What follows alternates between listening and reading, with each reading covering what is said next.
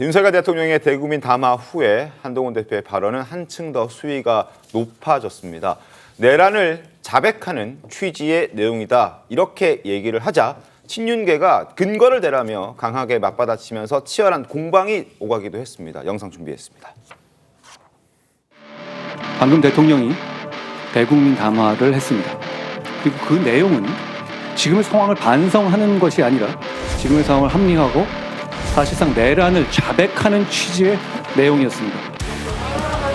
저는 당론으로서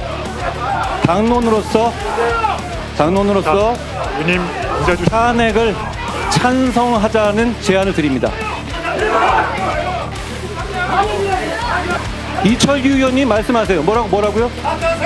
강명구 의원 말씀하세요. 뭐를 잘못했다고 말씀해보세요. 선관위와 정치인들을 체포하기 위한 의도로 이런 행동을 했다는 걸 얘기했다는 말이에요. 다릅니까?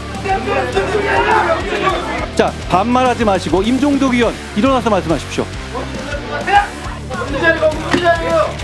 자, 경어를 써주셔야 되지 않겠어요? 임종덕 의원? 자, 들으십시오. 우리의 생각과 입장을 이제는 정해야 될 때라고 생각합니다. 내용은 분명합니다. 지금 못 보신 분은 그 담화 내용을 다시 한번 처음부터 끝까지 보십시오. 한치도 양보하지 않고 서로 지금 맞서고 있는 그런 형국입니다. 분열을 넘어서 심리적으로 이미 분당 상태에 갔다라는 일각의 해석도 나오고 있는 그런 상황입니다. 저 모습은 우리가 어떻게 받아들여야 되겠습니까, 김광삼 변호사님?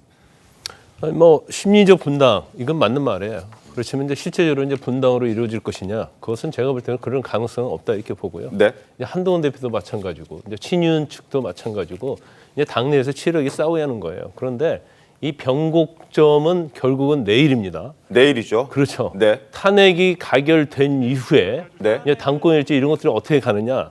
제가 볼 때는 이제 한동훈 대표 사퇴론이 만약에 가결이 된다고 한다면, 네. 그거에 대해서 이제 친윤 쪽에서 굉장히 공격을 많이 하겠죠. 근데 이제 한동훈 대표가 지금 보면 당 대표를 그만둘 생각은 없는 것 같아요. 그런 것 같아 보입니다. 그리고 오히려 정면 대응을 하겠다는 그러한 기조로 가고 있는 것 같아요. 그런데 이제 탄핵이 가결이 돼버리면 사실 이제 보수층에서 어떠한 상당히 반발이 상당히 있긴 있을 거예요. 그럼요. 근데 이제 그 파고를 넘어야 하는데 네. 일단 가결이 돼버리면요, 또 일부 보수층은 또 포기할 수도 있어요.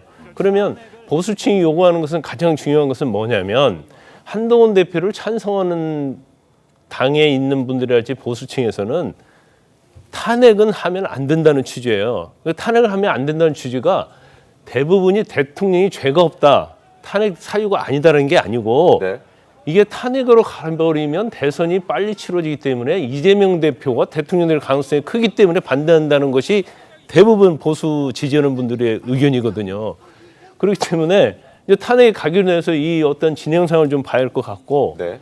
만에 하나 탄핵이 시간이 좀 많이 지나서, 시간이 많이 끌어서 이재명 대표의 재판 결과가 나올 가능성이 크다 하면, 네. 이제 보수도, 탄핵을 반대했던 보수들도 어느 정도 누그러질 가능성이 크다. 이건 이제 그렇군요. 미래에 관한 거기 때문에 제가 단정적으로 예측할 수는 없지만, 네. 그래서 앞으로 역동적으로 네. 이게 굉장히 많이 변화될 가능성이 크다 이렇게 봅니다.